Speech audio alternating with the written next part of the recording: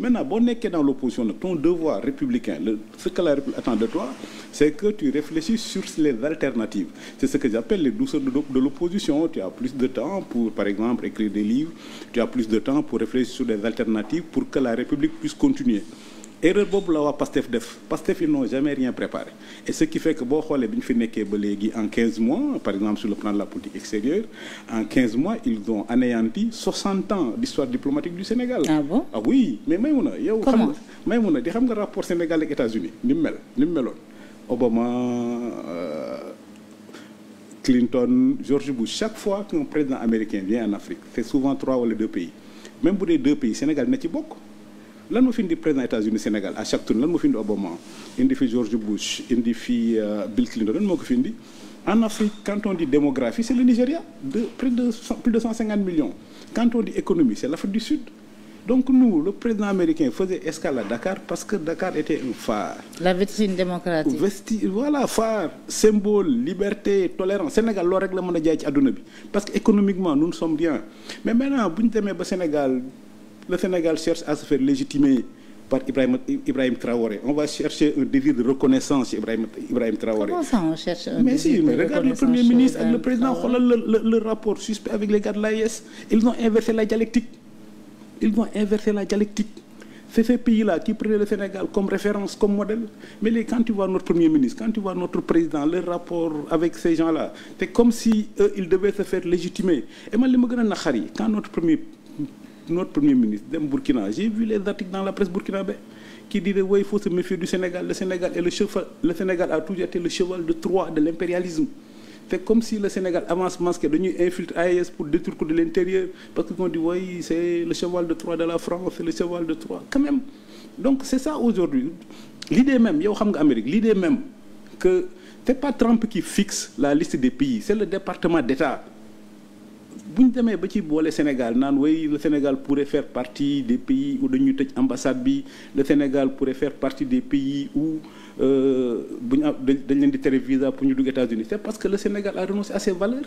Le Sénégal est devenu un pays banal. Quand tu vois les pays là, le Sénégal était une exception. Moo taxoon on était là, on était le phare démocratique, on était l'exception démocratique. Li doxoon ñu respecté ñu. Nous sommes quand il y avait la dictature partout en Afrique. Senghor a maintenu le multipartisme avec la démocratie. Pourquoi on parlait d'exception sénégalaise? En Afrique là, chaque fois que tu vois le multipartisme, c'était des problèmes ethniques. Le Sénégal n'a jamais eu de parti ethnique. L'autre aspect, nous sommes dans un monde dominé par les empreintes identitaires. Le Sénégal n'a jamais de problème identitaire, ni religieux, ni ethnique. Est-ce que tu penses que c'est un hasard, que nous sommes le dernier îlot de stabilité? Xoolal pays dëkk yi ñu wër rek, ou bien coup d'État ou djihadisme, ou bien coup d'État et djihadisme. Donc ça, c'est ces valeurs-là qu'on doit défendre. Mais malheureusement, nos nouvelles autorités là dañoo bàyyi seen ànd. Li ma ci gën a métti rek, li may jox feebaru xol, mooy ñoom ils cherchent à se faire légitimer par les putschistes de l'AES. Alors que ces gens-là les méprisent. Ma joxe ñaari exemple. Candidature Amadou Hott.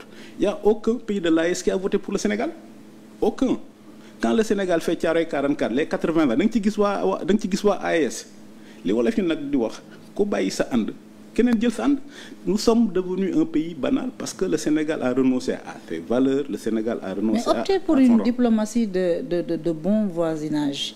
Est-ce que loolu dafay firndeel ne dafay tax ñu renoncer ci li nga xam ne aussi moom mooy suñu culture ak suñu tradition diplomatique? Tout président sénégalais qui prend le pouvoir il consacre ses premières visites entre la Gambie et la Mauritanie. Et sur ça, nous sommes d'accord. Voilà, on a des pays qui sont en révolte, qui sont en rébellion contre la CEDEAO, ba quitter ko dem créer AES. Wow. Le président sénégalais est investi de la mission de les faire revenir. J'adore le français. Voilà, était investi de la mission de les faire revenir au sein de la CEDEAO. Wow. Ouattara lui a dit vous êtes de la même génération, yow mën nga dem nga wax ak ñoom. Et dans ce sens, lui, il est allé faire une tournée dans ces pays-là. Wow. Un pays comme la Côte d'Ivoire, c'est un partenaire stratégique.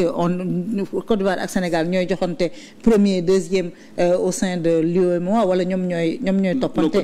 Alors jël option. fructifier la diplomatie de bon voisinage.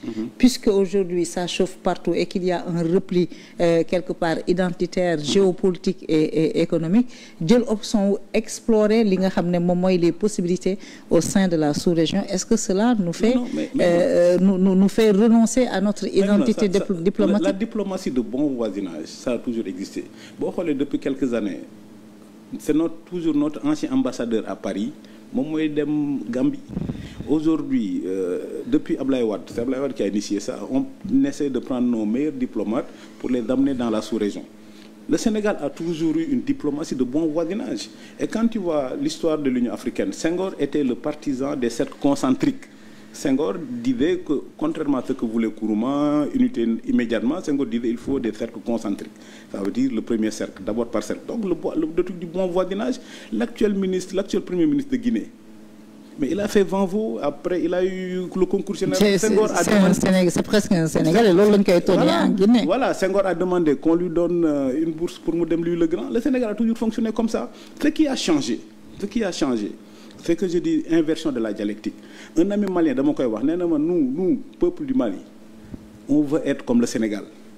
Chaque fois que les putschistes la racontent leur histoire, on leur dit ça fonctionne au Sénégal. Le Sénégal est un phare, le Sénégal est un exemple. Il faut que Sénégalais yi xam bu ñuy wax Sénégal du ñun rek la yeneen dëkku africains yi ils dépendent de nous, dañuy xool du ñu may bët bëgg a mel ni ñun. Mais moom day wax que Mali dañoo bëgg a mel ni Sénégal am démocratie.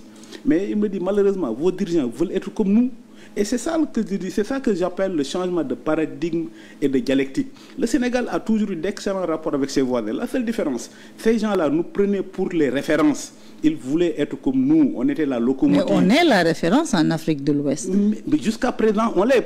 Trois alternances démocratiques. Oui, mais on vote dimanche, le lendemain, tout le monde va travailler. Donc tu ne peux pas avoir ça. Tu cherches à te faire légitimer par Ibrahim Traoré, un capitaine. C'est pas le rang du Sénégal.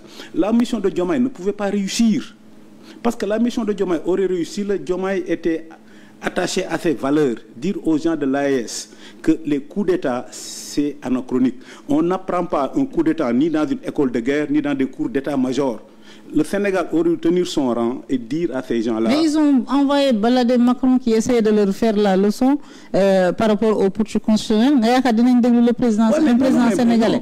Alors que déjà que nous, ils avaient des réserves sur le Sénégal. Ce n'est pas parce que... Pourquoi ils ont des réserves sur le Sénégal? Et ça, c'est une très bonne question. Et c'est ça la géopolitique. Et ces gens-là, quand Amadou Hott est candidat, ils ne votent pas pour Amadou Hott. Quand on organise les 80 ans de Thiaroye, il ne se déplace pas. Le Premier ministre est allé au Mali, carrément, ils votent pour la Mauritanie. Tu sais pourquoi?